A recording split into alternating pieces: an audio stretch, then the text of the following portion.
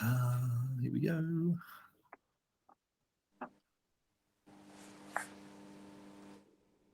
It's having a good think about it.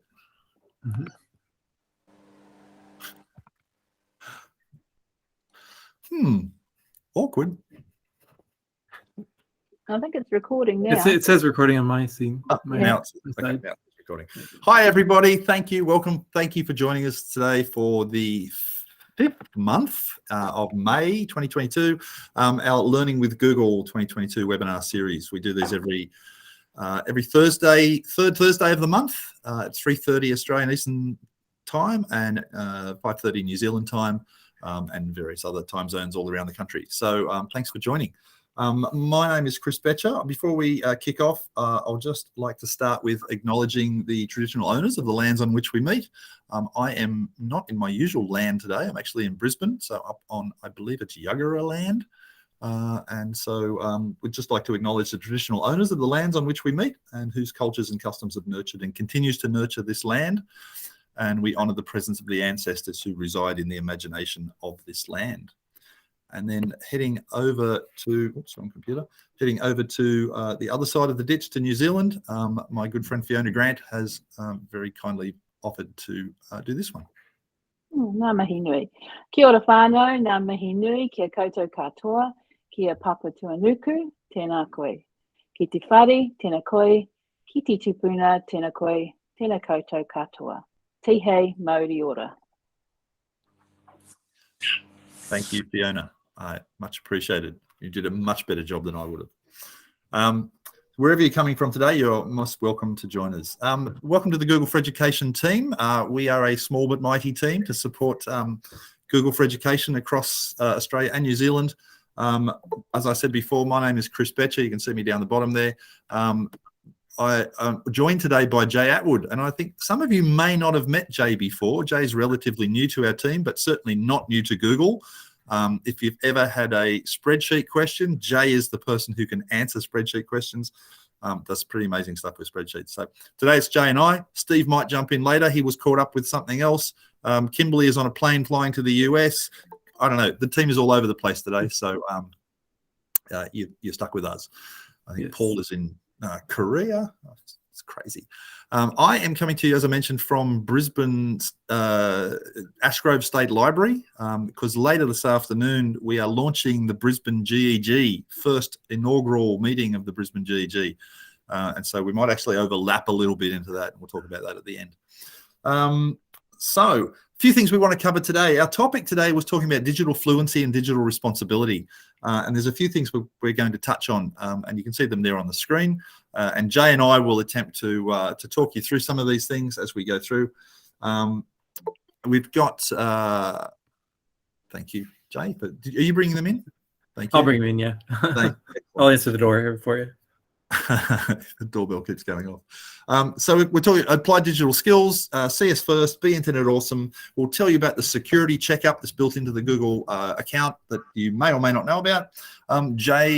Steve stumbled on this really interesting project called 22 Digital Days, which we'll tell you about because I thought it was pretty interesting.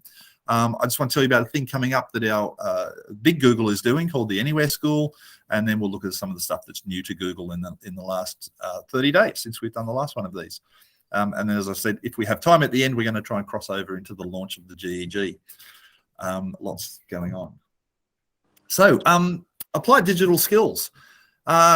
So Applied Digital Skills is a program that Google runs, and you can see the link down the bottom there, applieddigitalskills.withgoogle.com, and it's basically a free collection of practical projects designed to teach practical digital skills.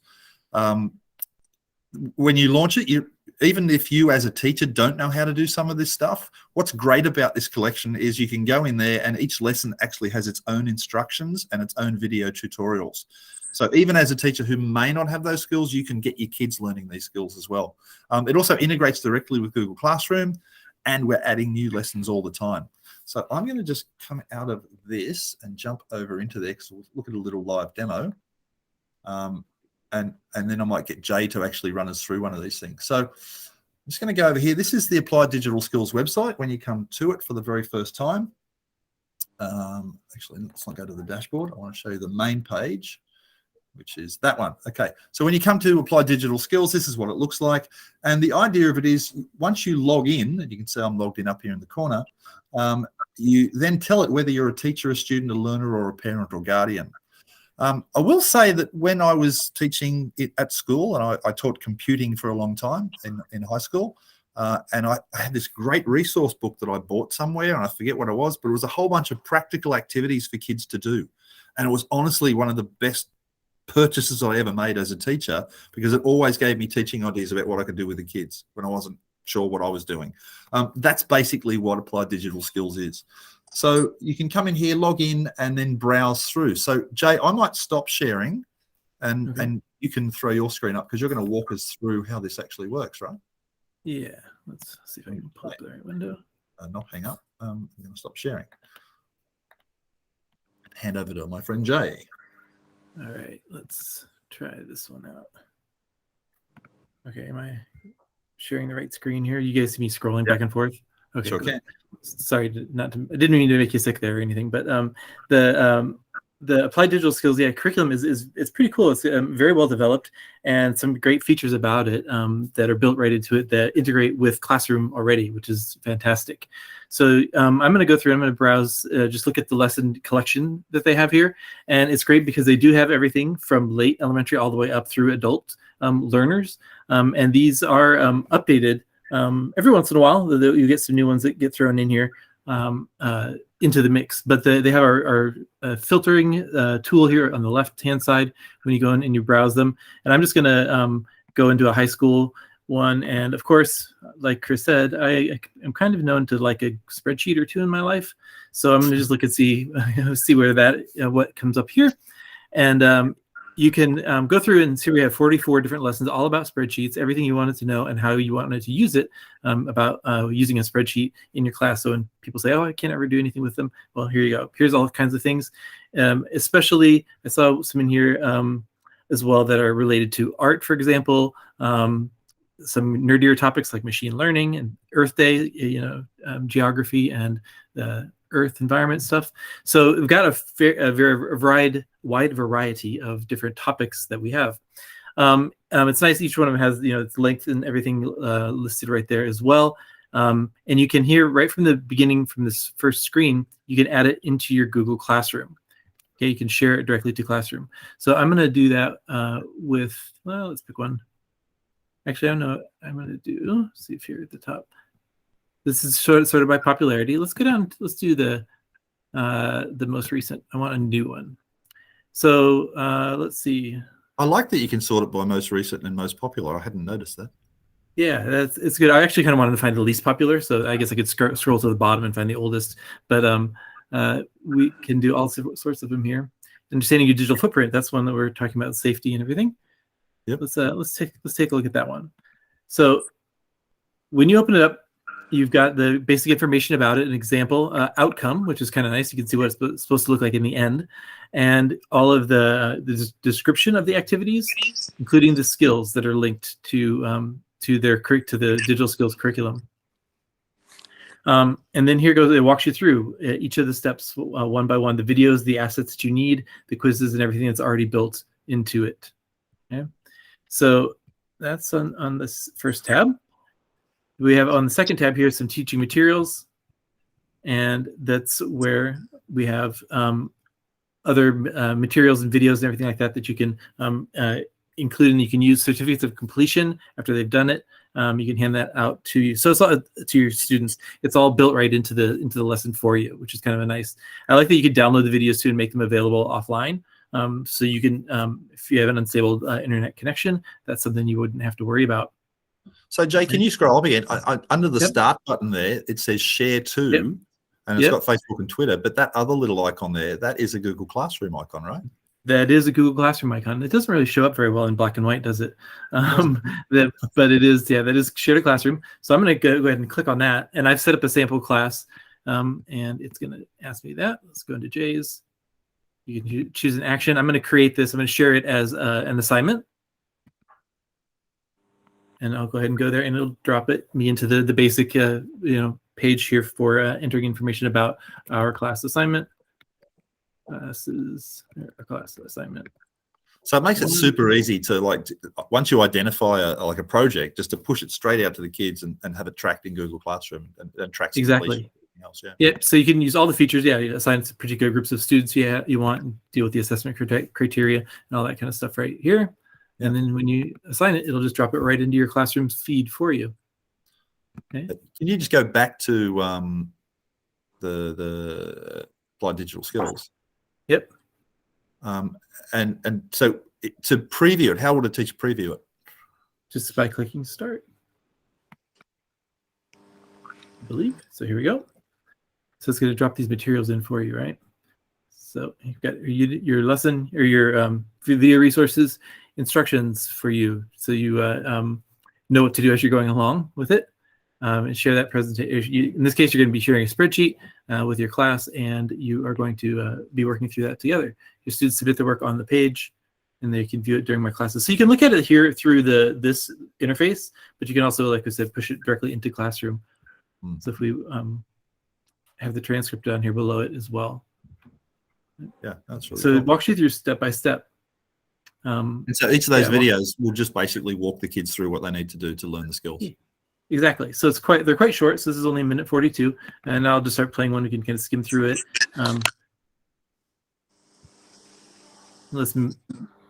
Okay, we'll just mute her and let that kind of play. But yeah, it'll walk you through each of the steps that you need to do, and all the things that you need to do along the way, as well as making any curricular connections and real world understanding and stuff like that, all built right in. Nice. So yeah, nice, perfect. It's very cool. All right, so that's Applied Digital Skills, and again, it's a great library, and especially for teachers who just aren't sure. You've got to teach a particular topic or a year group or something, and you're a bit stuck for an idea. You just push it straight out to the classroom, and everything you need is there. So it's super useful. Now, since you got the slide deck there, Jay, rather than swapping, you might just bring the slides up. Yep. Actually, yeah, you can drive for a bit. How about that? Okay, I'll drive. That sounds good. So this is the other thing we were going to tell you about today, and it's kind of similar to Applied Digital Skills in that it works more or less the same way.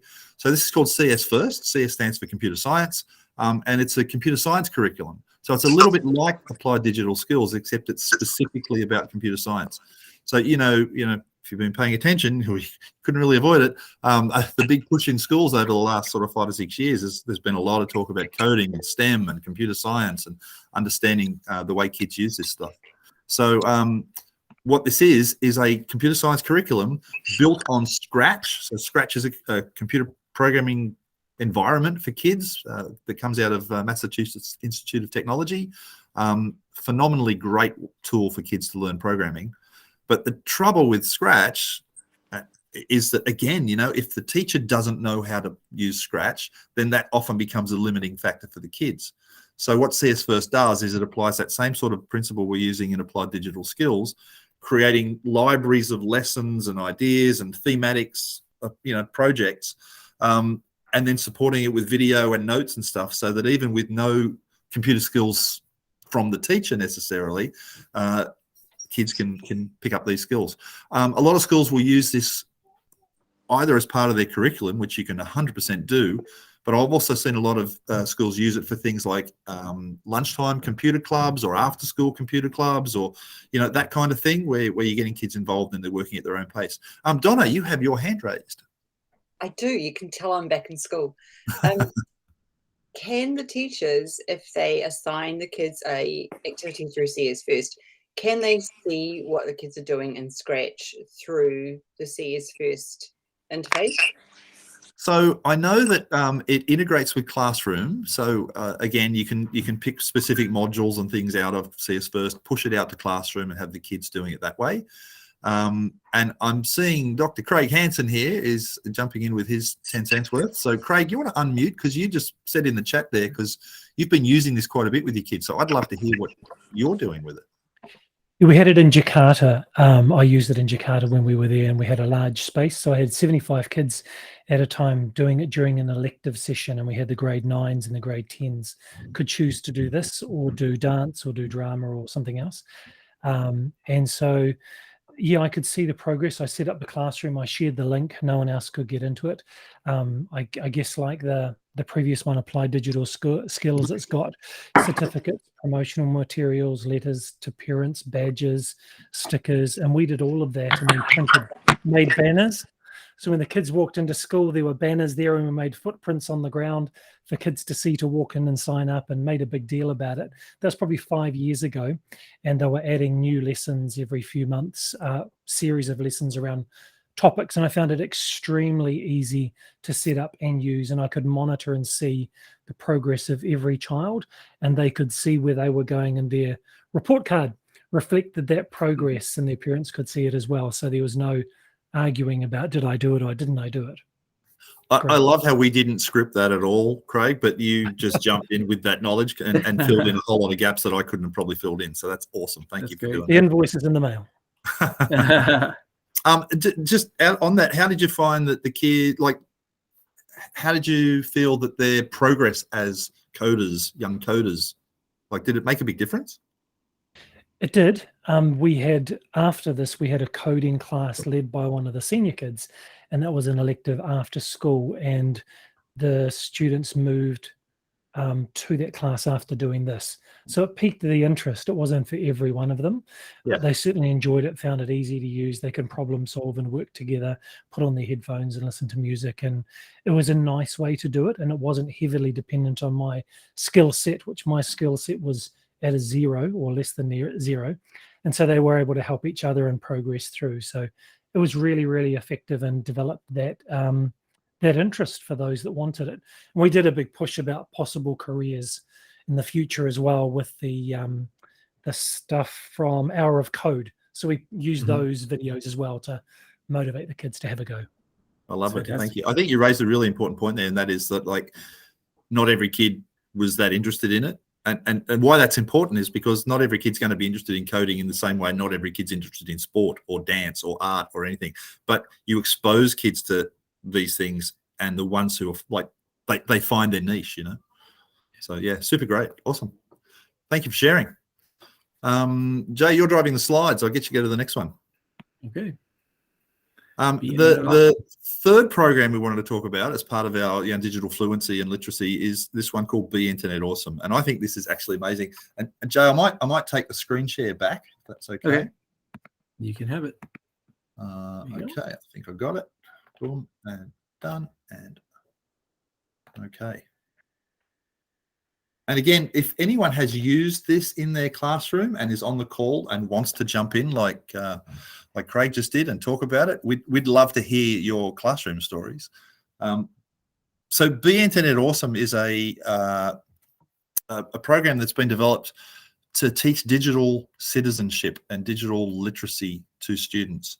So it's a free curriculum and anyone can download it. And I think, yeah, let me go full screen on that. Look better. That's nicer. So it's a full curriculum, and you can see if I scroll down the page here, it's got all the different things. It actually divides digital citizenship up into 5 key areas. One's called Share with Care, which talks all about, you know, when you're on the internet, what do you share and do you overshare and what's the appropriate way to share? Don't fall for fake. How do you not get phished? How do you not sort of fall for, you know, all the scams and things out on the internet? Securing your secrets, where it talks a lot about passwords and security and making sure that, you know, you're not just allowing other people to access your things when they're not supposed to. Cool to Be Kind is a really interesting module that talks about why, you know, on the internet, and we really need this one these days, honestly, about being kind online, because I don't think you have to look very far to realize there's a lot of people that aren't that kind online, and they could do with this module. So really important for kids. And then the last one, When in Doubt, Talk It Out, is all about relying on responsible adults. So talking to their parents or their teachers and sort of, you know, having that responsible adult that kids can talk to. So they're the 5 modules.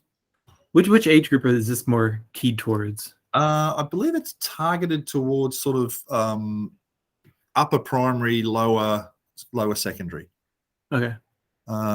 Again, Craig is saying they use this with grade 4 to 8.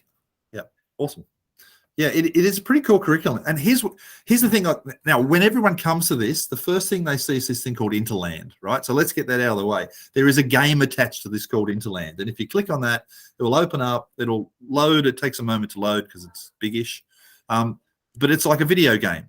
And there's 5 worlds in this video game, and each world corresponds to one of those 5 areas that I just mentioned. And as you go and play, you become this character that runs around, and you sort of, run around giving hearts to people to show you care for them, and sort of, jumping on buttons to put a cage around the bullies so they don't bully people. So it's a really neat game. If I hit this Let's Do This button, and we'll fly over to one of these games, Mindful Mountain. So we'll play. I played this just the other day to work through it. It's pretty cool when that loads.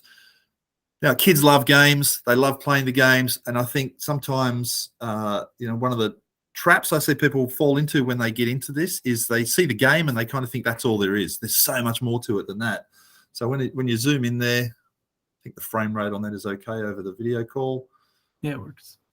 Yep. So it's just talking that about what you need to know, blah, blah, blah. And then you come over here and you've got this particular game. You move this little thing around. Come on, load. Okay.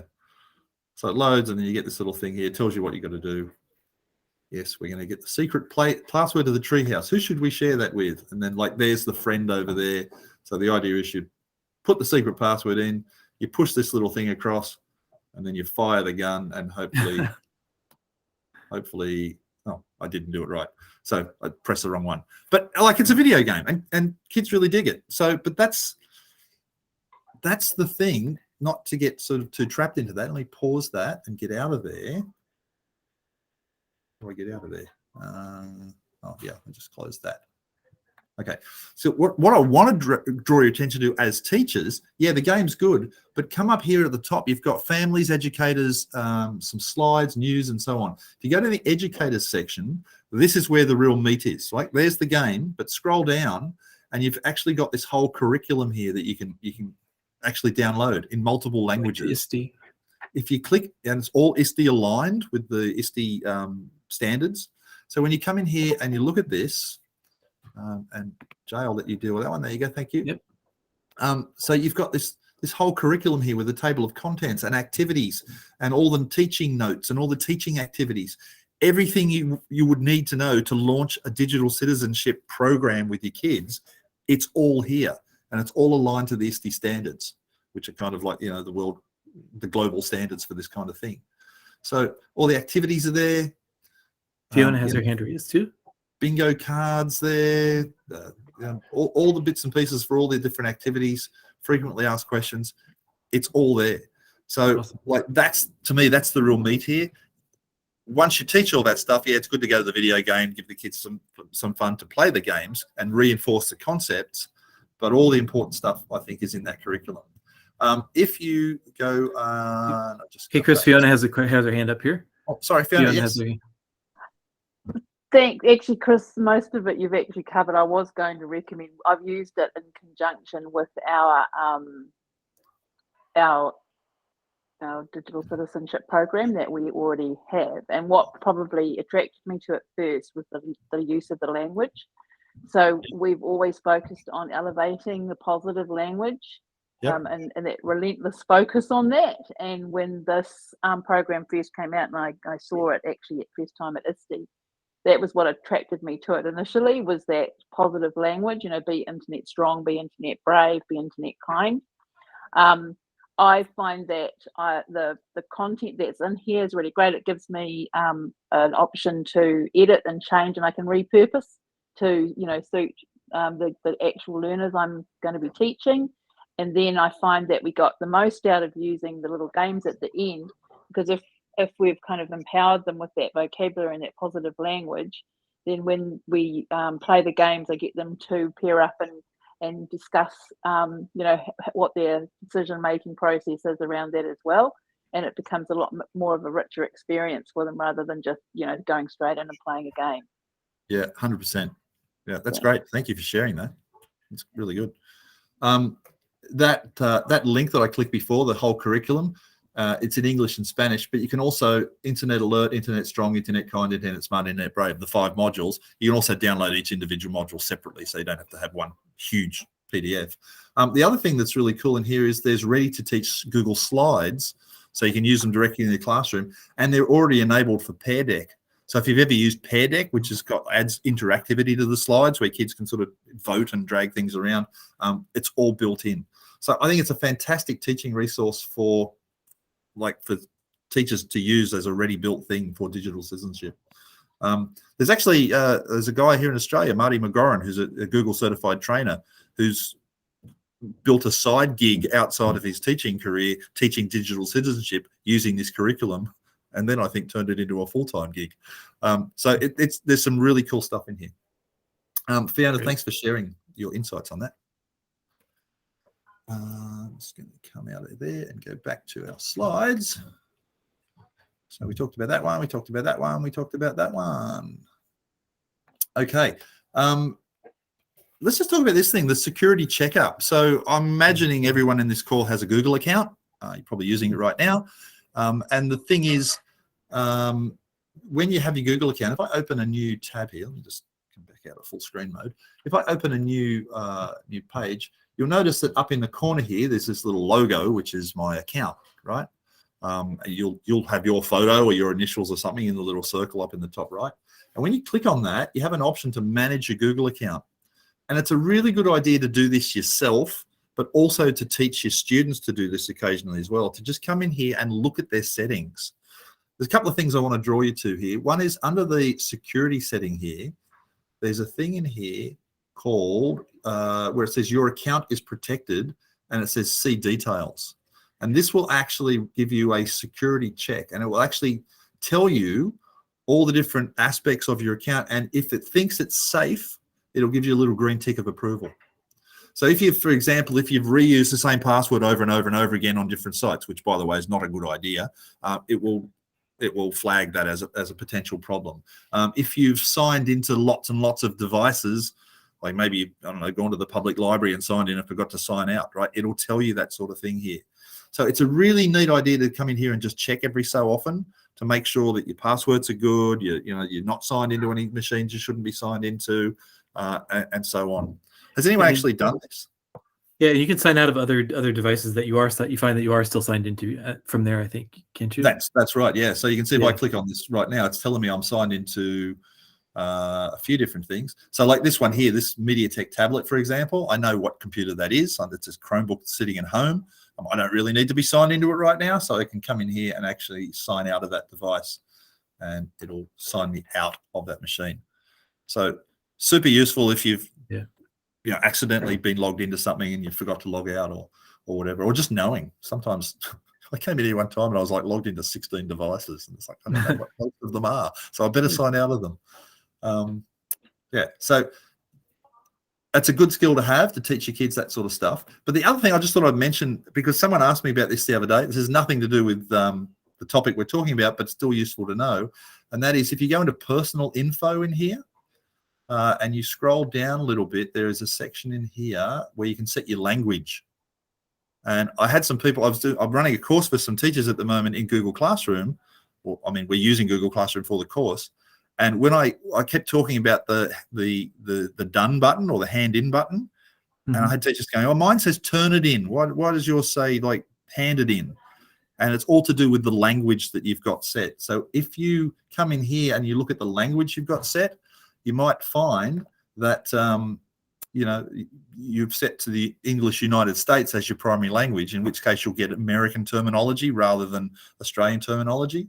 So if you want to add a language, you can click on the add language button there, choose which version of English or whatever language you want. Oh, look, they have Esperanto.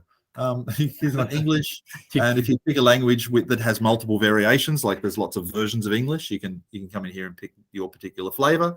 I'm pretty sure they have New Zealand in here as well. There you go, they do indeed. I'm not sure what the difference is, but maybe it's, I don't know, jandals instead of thongs, or eskies instead of chili beans or something. I don't know. But anyway, you can come in and choose your favorite variation of English and add that as a priority. And then this arrow here lets you elevate that. So right now, Australian English is my main one. and I've also got English US in here as well. But if I wanted English US, I could click the arrow and it makes it the main one. So you can order your languages as you like. I don't really need English US. I'm going to get rid of that one. So now I only have I'm English. interested which one was hand in and which one was turn in.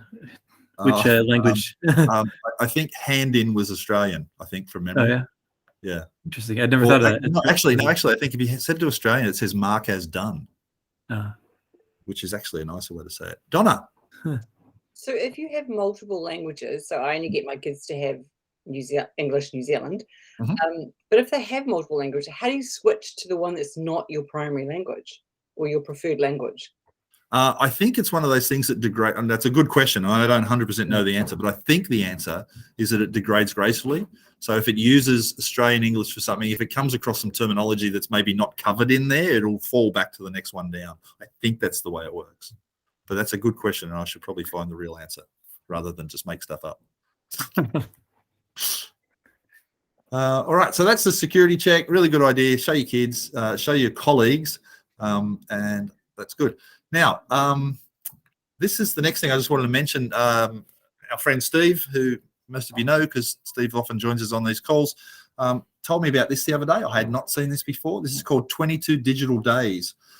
By the way, I am going to drop the link to this slide deck so you have the slides. Sorry for the horrible screen thing there coming up. I'm just going to pop that in the chat. There you go. I've just given you the link to the slides. I should probably make sure that you have access to them. Links vary. Look at that. Anyone with the link can view. Should be good. If you can't access it, let me know. But in the slide deck, you've got these two links here. So 22 Digital Days is a project that I'm actually not sure where it came from, but I like it because what it does is come here, click on that. There you go. It'll take you to a viewable slide deck, so you can't edit this or anything. It's just to explain how it works. But it's a challenge of 22 different digital activities that you can attempt over 22 days. They don't have to be consecutive 22 days. You can do more, you can do less, I suppose, if you're a troublemaker. But the idea is you get these challenges every day. So if I go in here, it'll give you a tracker. They suggest using social media to share it back with hashtag 22 Digital Days. Obviously, that's optional. You can do that if you want. Or there's a form there you can complete just to sort of turn it into more of a social activity. But the idea is that there's a whole bunch of suggestions here about what you might do. So, first one there, use a Google form with students. Okay, I'm sure a lot of people in this room have done that, but maybe you haven't, or maybe your colleagues haven't. So there's an idea for something you can do to expand your digital literacy, or how to get the time in Chrome. How do you create a Google site using a template, and so on. So these are different ideas that you can latch onto one of these and expand on them. Now, if you go down through the master deck, it actually unpacks a little bit of these tasks with you. So that first one about having your students complete a form, there's some suggestions there, auto assessment, mathematics warm up, maybe a well-being check-in, using a forms template for an exit ticket. There's a whole bunch of ideas. So they'll try and just not only just say, hey, try this, but give you a couple of suggestions as well for what you might do. And all of those links will take you through to examples or explanations about each of these activities in case you're not sure. So I really like the idea of 22 digital skills. What you can do, if you go back to the main slide deck here, I've put a link in here where you get a copy of the slide. So if you click on that, it will take you to this page here, which I've set up as a template. And you can click the little use template button up in the top corner there, and it will make a copy for your Google Drive. If you want to know how I did that, you can ask and I will tell you. Otherwise, that's fine. But yeah, it'll make a copy for you, and then you've got all the activities there. This particular deck only has 2 slides in it. It's the explanations and the progress slide. So what they suggest with the progress slide is as you do each of these, you grab a little star, drag the little star onto each one so you can indicate that it's been done. So anyway, you don't have to use it exactly as it is, but I think it's a nice idea and maybe a good idea starter for a similar kind of project. I'll just pause there in case anyone has any thoughts, ideas, suggestions, comments, provocations. Why did I stop at 22? It's an odd, odd number. Yeah, it Or is. not odd. It's even number technically, but isn't it? it's a I strange don't one. know. 3 weeks and 1 extra. I don't know where the 22 comes from. That's a good question. Anyway, so that's 22 digital days. A couple of ideas for you. I want to tell you about the Anywhere School. It's we run these once a year. This is done by Big Google and the global marketing team. And what it is basically our annual announcement of new features. Some of you on this call, I know, are trainers or innovators, and you might have had a little sneak peek occasionally that we give you guys a little sneak peek. But for those of you who haven't had the sneak peek, this is where we announce everything once a year. It's happening on June 8th. It's happening at 10 a.m. as a live stream. If you'd like to tune in live, it is recorded, so you can always go back and watch the recording if you can't stop work at 10 o'clock in the morning or 12 o'clock if you're in New Zealand. But yeah, there'll be deep dives, there'll be demos, there'll be explanations of new products. You'll hear from product managers and project leads and all sorts of stuff. So it is a nice little snapshot into what's going on at Google from an education perspective. The link is down the bottom there. You've got the slide deck, so you should have that link. I'd encourage you to sort of sign up for that. And even if you can't watch it live, if you sign up for it, you'll get the notifications about the replays and the live recordings. All right. And then how are we going for time? Oh, we're doing really well for time. A couple of things that are new with Google. Jay, jump in on any of these if you like. Okay. So first of all, we had Google I/O. So I mentioned Anywhere School is our kind of education-focused event. Well, we have a much bigger, non-specific education-focused event once a year called Google I/O. It's actually a developers conference. So it's primarily all the people who are building software and developing all these tools, Google partners, that kind of thing. If you click on that link, it will actually take you to a Google I/O overview. The actual event went for like 2.5 hours, but this is a 12-minute version of it. So it'll cut it down to the most important bits and pieces. It's actually a really interesting 12 minutes to watch. I won't do it to you now because you can always watch videos in your own time. But it does go through and just unpack some of the really interesting stuff we've done, new releases for Android, new releases for some machine learning stuff that we're doing. There's a whole bunch, we're doing a whole bunch of stuff with a new thing called Lambda 2, which is a language processing model, which is very conversational. There's some new AI releases and stuff there. So do check it out if you get time. It's pretty cool.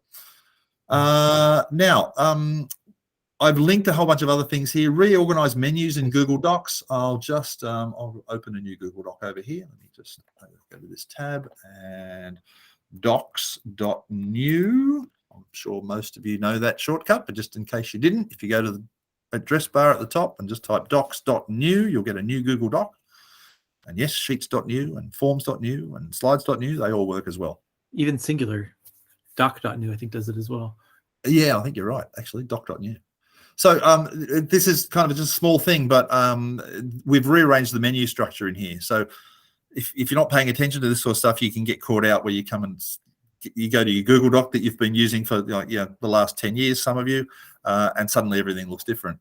So I just want to point out that now when you go to the menus here, each menu item actually has a little icon in front of it, because apparently we did a lot of testing and found out that really helps people if you put an icon in front. But also, we've rearranged some stuff. So if you look at what's here now and the order that these things are in, if you remember the old menus, they're in completely different orders now. So we've got fewer items on the menu now. We've got edit, view, insert, format, tools, and then there's some extension stuff there, or the J level stuff, and then but most of the other stuff, if you're looking for it, it may be under a different menu. So in case you're looking and you can, well, where did that go? I can't find it. Just hunt around the menus because they are. I found that the view one is the one that's a little bit awkward. Sometimes things have ended up under the view menu, and especially like in sheets, like when you look for hiding the grid lines and stuff in sheet, that's now found under view for some reason, which I guess makes kind of some sense, but it didn't. You just have to kind of be a little bit more, open-minded, I guess, and thinking about where it might have ended up. But it is still kind of purpose-driven. What do you want to do is kind of the first question. Do you want to edit something? Do you want to view something? Do you want to insert something? Is kind of your first starting point for thinking about where and how those are organized.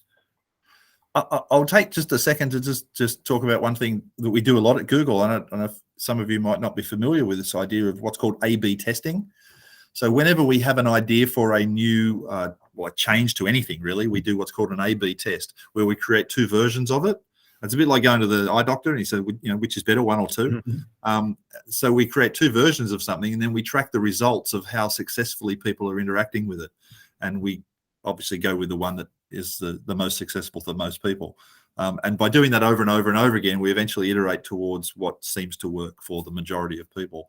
So anytime you see a major change like this, you can be 100% guaranteed at Google it's a data-driven decision, and we didn't just change it because someone thought it looked better. There's lots and lots of design and research and A/B testing that goes on behind the scenes before we make any change like this. There's billions of users of these tools, so we definitely want to make sure we get it right for people. So that's that one. New storage management tool for admins. I've linked there to the main article from it, but we've talked in previous episodes that the storage in Workspace was once unlimited, and unfortunately we've had to put a few limits around it because there was some people sort of using more storage than perhaps was reasonable. So we've just released a tool for administrators to go in and actually run some back-end checking on that storage. You can go and see who's using the storage, how much they're using. If you want to put limits on things, so you might want certain users to have less storage or more storage, you can apply all of that sort of stuff as well. Oh, Dr. Craig says he's managed to identify 9 terabytes of greedy storage, people using greedy storage. Yeah. It's really interesting, Craig. Whenever we dig into this, it's always a case of most people are using a reasonable amount of storage, but it's always 1 or 2 people that seem to be just using like outrageous amounts of storage. And as usual, it's the few that ruin it for the many. But yeah, the storage tool helps you identify and manage that. So that's now available to everyone in the admin console. In Google Meet, which we're using right now, you can assign a co-host. So, for example, in this meeting, Jay and I are co-hosts, so we can do more things than you guys can do. No, right? But typically up to, I think, last week, you could only assign a co-host once you were in a meeting.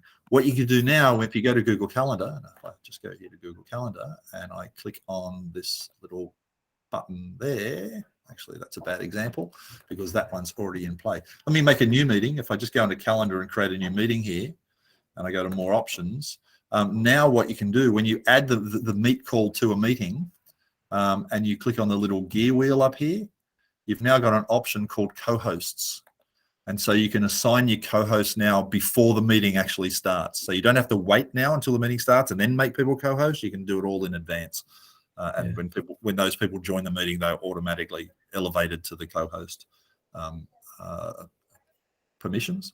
I guess that's the word. And then they can help let other people in. If it filters out or impacts the other settings, right? In some of those in Meet about having to be let into a meeting, or if you can get in there before the meeting actually starts. If you're late as the host, you can have your co-host can go in and start doing that for you if they get in there first, for example. Yeah, absolutely. Chris, sorry. Yeah. I tried about, it was probably before these changes, to set up breakouts in the calendar event. But then when we got into the breakout, it hadn't stuck. Do you know if there's... Well, I know it's supposed to be working because if you come in here again, like same thing I just looked at, there's an option here for breakout rooms. And I'm now in this call, so it's a bit hard to demonstrate, but you can designate the number of rooms and the participants. So this would be based on who's been invited. So if I'd invited 20 people, I can create 4 rooms and put 5 people in each room or whatever. I can do that before the meeting starts. Maybe I need to go back and have another go at it. Yeah. So long as you hit the save button, which you kind of have to, it should just pre-create the breakout rooms and pre-populate them with people. The one thing I have noticed is that if people don't turn up to the meeting, then that kind of throws things out a bit because you end up with breakout rooms that could potentially have people missing, or potentially everyone didn't turn up to that particular group. So just be careful of that. But with students, it should be fine because I guess they're mostly there all the time, hopefully. All right, just last couple of things. Moving folders from My Drive to shared drives. This has been a huge sticking point. It's just something you've not been able to do in shared drives before. Some of you, I'm sure most people you know the difference between a My Drive and a shared drive. My Drive is the stuff that you own. Shared drive is the stuff that the organisation, the school, owns. And so it's a pretty good idea to actually move a lot of school intellectual property into a shared drive so that the school becomes the owner of it, so that when people leave school, you don't have the problem of everything disappearing. It's been a problem to move folders into shared drives up to this point. So that's now fixed for administrators. So regular Joes like us can't necessarily do it, but the administrator can now go in and move folders into shared drives, which is probably the way it should work. The last two things, joining a Meet call in doc sheets or slides. Donna. Sorry, Chris. When the admin moves the folders, is it irrelevant who owns those folders? Like, can they move any folder that's within that school's domain? I believe so. This was only announced just last week, a couple of weeks ago maybe. And I haven't tried it myself yet, but I believe that's true. And I saw Jay nod. Yeah, I think once it goes in, it becomes owned by the school, and you can't get it out. You can't remove it from the shared drive as a way to getting out. Even the person who created the document. But I think you're right, Don. I think that as an administrator, even if that folder is full of files that are owned by multiple different people, as an admin, you can move the folder. But I will test that. But I'm pretty sure that's the way it works. There's a nice little feature in here that it's kind of hard to demonstrate, but I'll see. You can see I'm in a Google Slides presentation on the screen here. I have a button up at the top here that looks like the Meet icon, and I have a button here now, and you guys should have it, that says bring the call here, right? And now, do I dare to try this? I'm not going to try it because I could drop the whole call, and I don't want to do that. But you try it, right? What it does is typically what happens, I'm in a Meet call, and I'm in a document, and I want to work in the document, but I also want to see all your smiling faces. If I'm on a computer that has a second screen, that's fine, because I can have you on one screen, I have the document on another screen, and the world is good. But if you have a single screen, it's a bit of a problem. You're going to keep switching back and forward between the document and the call. What you can do now is click this little button here and say, bring the call here. Should I live dangerously and do it? Should I can try to bring it to mine here. Yeah, I'm going to live dangerously and see what happens. So what it'll do when I click this button, it'll bring the Meet call into the document. Let's see if it works. See if I can not kill this call. Bring the call here. You are presenting to this video call. Great, let's do that. Oh, you know what? You know what happened? Can you still hear me? Yeah. Yeah. You know what happened is because I was sharing into that call, it actually doesn't like it. So yeah, let me see if I can pull it into mine. Oh yeah. So if you share your hang on. Here we go. This is where it gets very Inception when you've got screens. Well, right now it's very echoey in my head. So I think you guys can see my spreadsheet. Yeah. Is that true? Yeah. Awesome. So now you can see. Can you see my sidebar over here? No. Okay. No. That's a little hard to demonstrate. But there's a panel on the right that has because you're sharing a tab, information about it. Sorry. You're sharing a tab, not the full screen. That's the problem. But what's actually happened on my other screen that you can't see because it dropped the thing as soon as I did it was I'm now in that document, and down the side I've got the right-hand panel, and I can see all of your video feeds on the side panel. So I'm literally in the Meet call while I'm in the document at the same time. So I don't need the two screens. Hard to demonstrate. Try it out for yourself next time you're in a Meet call. It's actually pretty neat the way it works. I'm going to try and come out of that now. Yeah. Let's see if I can. You should take it back. Can I get back? Can I get back? Can I keep sharing? I have to. Now, can you? Yeah, sure. I'm taking over from Jay. There you go. Okay. All right, done. Yeah, that seems to work. Cool. All right. And just the very last thing, it's just a minor thing, but it's important. A couple of months ago, we announced custom themes for Google Sites. So you can now make your sites all custom colors and fonts and everything else. The problem with that was it was kind of locked to that site that you made. And if you wanted to use that same theme in another site, you really couldn't. You can now import existing custom themes into other sites as well. So you can build it one place, use it many places. And that's the main ones. We release a lot of new stuff every month. A lot of it is back-end technical stuff. A lot of it is very small features, but that's kind of the main ones I thought might be interesting to tell you about this month. Just to wrap up, we've got our Learn with Google webinars. You're in one of them. We have the next one coming up next month is Exploring the World Around You with Google for Education. So I'm sure we'll be talking about maps and Google Earth and some of the geo stuff, which is very cool. And then the following one, we'll talk about history, culture, and language. We'll be looking at things like translation and arts and culture. And so there's some good stuff coming up over the next couple of months. So we hope you can join us for it. If you want to tell people about these, that'd be great. There's a register link right there. We've got quite a few people who watch the replay, and the more the merrier. If you would like to visit the past webinars that we've done, you can find everything we've done here on bit.ly/AUNZ_webinars. Everything will be on that address, and we're archiving everything there as well. And finally, if you'd like a certificate for giving up an hour of your valuable time today, there is a link right there, bit.ly/GFE certificate, capital G, capital E. If you fill that in, it will use the magic of Autocrat, which Jay Atwood taught me about for the very first time many years ago, to generate a certificate for you and automatically send it back to you. And that, ladies and gentlemen, is the end of this session. Now, for those who want to hang around, I believe the GEG has started in the next room. Jay, tap dance for me for a second. I just want to see what's going on. Okay. Hey, actually, I have something I can share. It's something that I learned. You guys know about the copying trick in the doc URL? Like if you change the /edit at the end of a Google Doc to /copy, here is something that I learned. There's another way that you can do things. If you put another appendage on there, this I've done it right in here. It's a question mark and then users to invite, and then put somebody's email address. When users click on that, they not only get that, make a copy of it, let's say, but it also then automatically brings up the little dialogue that says share with whomever. So whatever email address you've put up there, it'll automatically do that. So I do a lot of things where people create something from a template and I want them to share it back with me, but they maybe miss out on that step or whatever. If you put this users to invite at the end of it, it will it'll pull that up, and it'll bring up that dialogue automatically when they click on the link. So it takes that step out of the mix for them. So there's a little thing to. Told you Jay was good for sheets and nerdy stuff. You're such a geek, Jay. You're such a geek. Can you just stick a screenshot of that somewhere? So Yeah, remind me. definitely. I'll add a slide.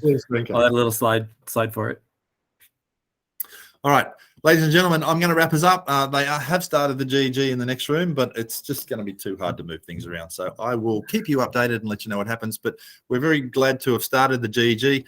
For those that don't know, a GEG, a Google Educator Group, is a kind of a teach meet style community-driven community of teachers who just feel like getting together to share ideas about teaching and learning. Potentially with Google stuff, but we don't always talk about Google stuff. We talk about anything we like, but just sharing ideas for teaching and learning. And Leslie Altman, who's also here on the call, is a very involved GEG leader. And I'm seeing who else is. I know Fee, you have been, maybe still are. I've lost touch. But anyway, yeah, check out your local GEG. You can find it on the Teacher Centre. If you go to Community on the Teacher Centre, there's a list of all the GEGs. Find one near you. And I will wrap this up. Thanks, everyone. Thank you. Thanks No so worries. much. Take care. Thank you for coming. I'm going to turn off the recording. Thanks, Chris. Thanks, Jay. Really great. Yeah, thanks so much. I'm stopping the recording.